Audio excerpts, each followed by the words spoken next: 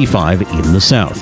From the Florida Weather Center, I'm meteorologist Joe Lundberg. Thank you, Joe. 21 minutes after 10 o'clock. Thank you for tuning in. This morning, I think it was this morning or yesterday, I saw this story that there was a criminal. I can't remember what he did, but he was somebody who did something hideous. And he was on Dr. Phil saying that before he did whatever the hideous thing was he did, that he had orders from Satan. And I looked at that and I said, okay, he had orders from Satan. Do people just make this stuff up, or is there maybe some kind of a mental illness, or maybe even something physically wrong? And of course, this is probably not going to be hard to believe that I was thinking that way when I've been preparing for this. The interview is with Kevin Davis. He is the author of the book called The Brain Defense.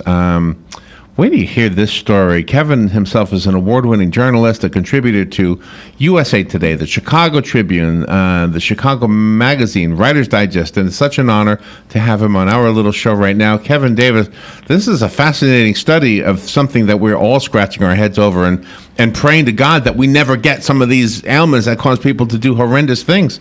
Good morning, Kevin. How are you? I'm great, Larry. How are you? I'm okay. I just can't imagine getting a cyst on my brain and killing my wife. I was like, holy cow. Is that possible? I don't know. Is it a cop-out? Is it a real defense? Well, these all these are great questions, which is really at the heart of the brain defense. So, just to fill your readers in, so what are we talking about, this cyst? There was a guy in New York named Herbert Weinstein back in 1991. He was a retired ad exec, living with his second wife, and they got into an argument one afternoon. Now, Weinstein was known as a calm person, kind, polite. He never did a violent thing in his life. Well, during this argument with his wife, she scratched him in the face, and he did something completely uncharacteristic. He grabbed her by the throat, and he strangled her. He strangled her till she fell to the ground, and Weinstein panicked. He dragged her limp body over to the bedroom. He opened the window, and he dropped her 12 stories down onto the 72nd Street. Oh, my God. So, a horrendous crime. He thought he'd make it look like a suicide. Well, the police come, and they question him, and Weinstein eventually confesses, and he said, I lost it. So, Weinstein hires a really good lawyer, and his lawyer says, we're going to send you for some psych tests. And along with that, Weinstein got an MRI. What they saw on that screen of the MRI machine just left everybody stunned. There was an orange-sized tumor that had been growing over his left frontal lobe, a cyst, actually. And his lawyer thought, this is going to be my defense. I'm going to argue that Weinstein's tumor had damaged his brain in such a way that he lost control of his impulses and his good judgment, and therefore he shouldn't be held responsible. And wow. That okay, and do we find out if it's actually the defense, or because how many people do similar things without having an orange-sized cyst on their brain? Well, I mean that's the argument, right? So at the heart of this criminal case is one. Should we allow that as a defense? The lawyers, the prosecutor, of course, argued against it. Weinstein's lawyer wanted to bring in brain scans, one showing the tumor, and two, a PET scan which shows brain activity and inactivity. And so this was the first case in which a judge allowed a brain scan to be presented in a criminal case.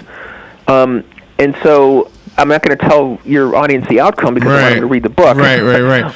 But when we determine that that this is actually a possibility, and I guess it seems reasonable that it is, doesn't this indicate that maybe?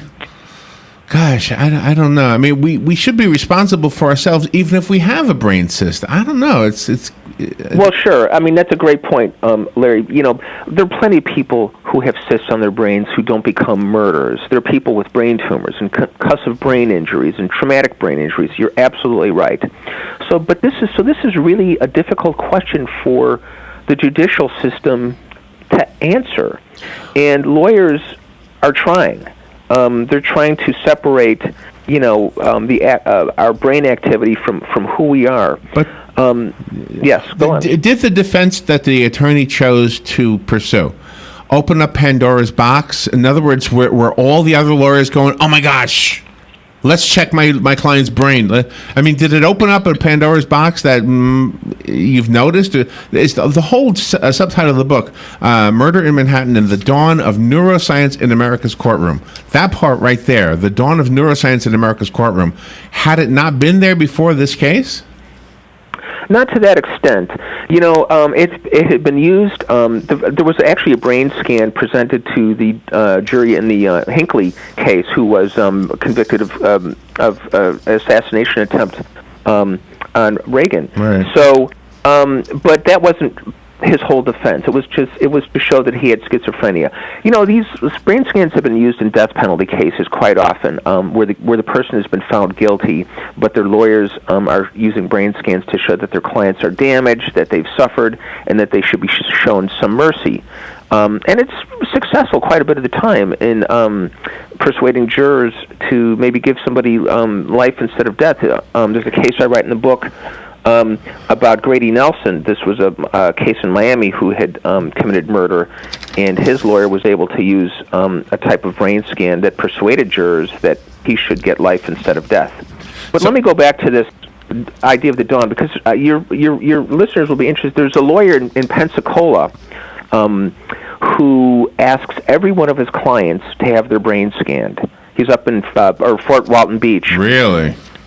Really, and at their own cost, which is about $3,000. He has this done by the Amen clinics, and he does this is to present sort of a case in which he tries to argue. He doesn't argue whether they did it or not, but to try to get them help and treatment rather than prison.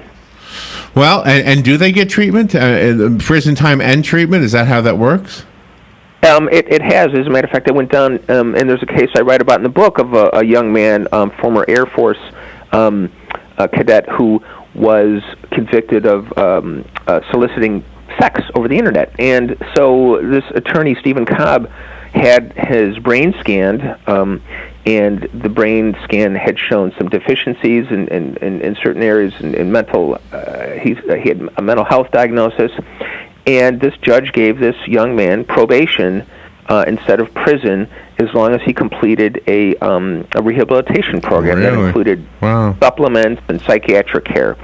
So it does work in some cases. I wonder what the implications are of this. I wonder if we're going to see employers insisting on a brain scan before you work for them, or elected officials. Before you become a world leader, you need to have your brain scanned. Just to make sure. I wasn't going to go there, but you're right. But thank you. Okay, the book is really outstanding. I mean, you've really done a lot of research, and I want the listeners to know that a 10-minute interview never does justice to a wonderful book, and this is one of those examples. I have a copy of the book. It's called The Brain Defense. If you call me, I'll give you the copy that was sent to us by Kevin Davis. The rest of us will have to go buy it. And is it available as an ebook? It's available, yes, a Kindle audio book and regular hardcover. You can visit kevinadavis.com to get all the information. You can order right off my website, or it's in bookstores everywhere. All right, and let me give this one away real quickly. Good morning. You've got the book. Who's this? This is Jim. Jim, you know where we are, right? Dude. Okay, Jim, it'll be waiting for you. Thank you very much. Thank you. Boy, that went quick. Kevin, you got a hit on your hands, it sounds like. Thank you for being on the air with us today, and good luck with everything. Thank you so much, Larry. Appreciate it. All right, my goodness, what a fascinating topic. We'll be right back.